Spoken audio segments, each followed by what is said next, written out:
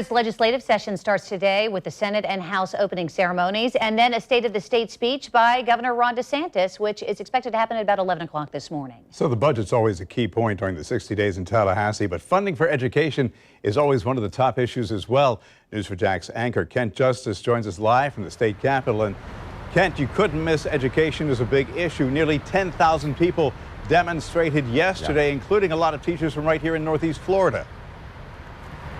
Absolutely. And Bruce and Jen, I spoke to some of those teachers from Duval County and Clay, and they were out here as part of those thousands of people, whether they were current teachers, former teachers, just people trying to support education. You could not miss that. That was a big deal the day before session starts. But no doubt about it, that rally by the teachers made an impact. Lots of very passionate, engaged folks, but very polite event as well.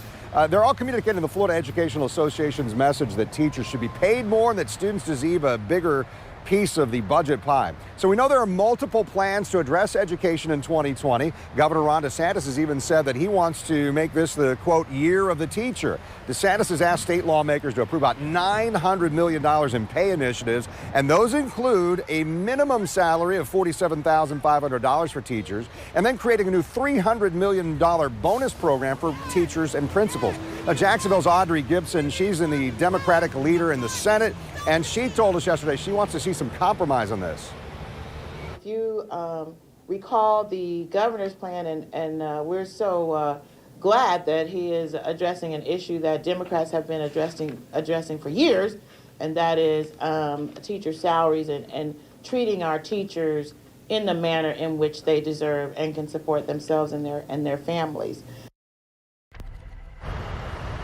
Yeah, and there's some optimism here in Tallahassee because greater funding of education is even being discussed. But Leader Gibson yesterday also called the governor's proposal demoralizing and counterproductive.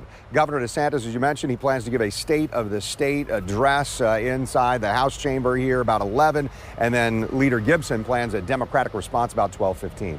Live in Tallahassee, Kent Justice, Channel 4, the local station.